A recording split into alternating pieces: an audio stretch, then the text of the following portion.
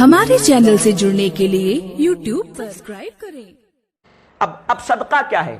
ہم نے آپ کو بتایا کہ صدقے سے کیا فائدے ہیں۔ صدقے سے انسان بری موت سے بچتا ہے، صدقے سے جہنم کی آگ بجھتی ہے، صدقے سے اللہ کے رب کی ناراضگی یہ ٹھنڈی ہو، رب کی ناراضگی رضائے الہی میں بدل جاتی ہے۔ یہ صدقے کے فائدے ہیں۔ صدقے سے مصیبتیں ٹلتی ہیں، صدقے سے بلائیں ٹلتی ہیں، آنے والی بیماریاں ٹلتی ہیں آپ کے اوپر جو آنے والی، یہ صدقے کے فائدے ہیں۔ صدقہ کنہیں دینا چاہیے؟ تو صدقہ غریب رشتہ داروں پہ کا پہلا حق ہے، انہیں دینا چاہیے، پھر اس کے بعد دور والوں کو دینا چاہیے۔ اب پھر میں آپ کو بتاؤں کہ صدقہ کس چیز کا کرنا چاہیے، تو صدقہ ہر نیک کھانے والی چیز کا کر سکتے ہیں آپ، ہر کھانے والی چیز کا جو پاک طیب حلال ہو اس کا صدقہ کر سکتے ہیں۔ جیسے کہ ابھی آپ کو میں نے بتایا کہ حضور اسلام نے فرمایا ایک کھجور کا صدقہ کر سکتے ہو تو ایک کھجور کا صدقہ کر دو، بلکہ حضرت عائشہ صدیقہ رضی اللہ تعالی عنہا سے، ام المؤمنین سے حضور اسلام فرماتے ہیں اے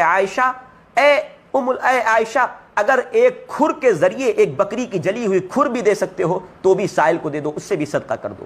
تو اس طرح سے بھی آپ چھوٹی سی چھوٹی چیز کا صدقہ کر سکتے ہیں، جیسے آپ کے پاس جیسی وسعت ہے، اللہ نے جیسا آپ کو مال دیا ہے ویسا آپ صدقہ کر سکتے ہیں۔ اور میں آپ کو صدقہ اس کے علاوہ جو بالکل غریب ہیں ان کے لیے بھی شریعت نے صدقے کا آپشن رکھا ہے۔ ایسا نہیں کہ جن کے پاس مال نہ ہو وہ صدقہ نہیں کر سکتے، نہیں، حضور نے ان کے لیے بھی آپشن رکھا ہے صدقہ کا۔ کیا آپشن ہے؟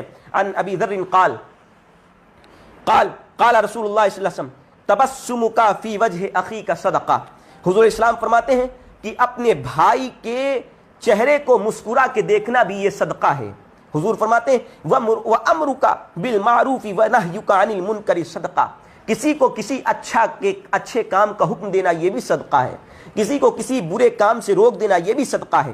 وَإِرْشَادُكَ الرَّجُلَ فِي أَرْضِ الضَّلَالِ لَكَ صدقہ۔ حضور فرماتے ہیں اگر تم نے کسی کو راستہ بتا دیا، کسی بھٹکے ہوئے کو راستہ بتا دیا تو یہ بھی تمہارے لیے صدقہ ہے۔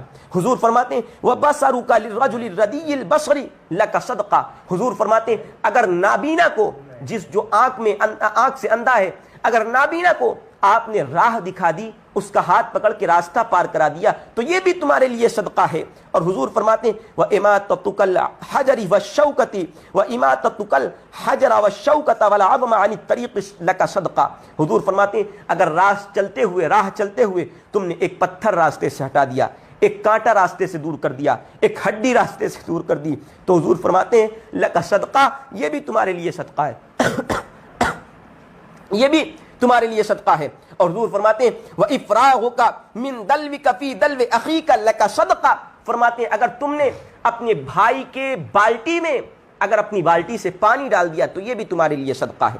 تو ایسا نہیں کہ غریب جن کے پاس مال ہو اور مال و دولت سے صدقہ نہیں کر سکتے ہیں تو وہ ان کے لیے صدقے کا اسلام میں کوئی آپشن نہیں، بلکہ ان کے لیے بھی صدقے کا آپشن ہے اسلام میں۔ اور وہ اسلام میں صدقے کا آپشن یہ ہے کہ اگر وہ ایک پیڑ لگا سکتے ہوں کہ جس سے کوئی مسلمان راہ چلتا مسافر فائدہ حاصل کرے تو وہ ایک درخت لگائے، ایک پیڑ لگائے، کہ ترمذی شریف کی حدیث پاک ہے، حضور علیہ الصلوۃ والتسلیم ارشاد فرماتے ہیں کہ اگر کوئی ایک پیڑ بھی لگاتا ہے اور اس سے کوئی مسلمان یا کوئی بندہ، کوئی راہ چلتا مسافر اس سے سایہ حاصل کرتا ہے یا اس کا پھل کھاتا ہے تو یہ بھی اس کے لیے صدقہ ہے اور اس کا بھی ثواب اسے ملتا رہے گا۔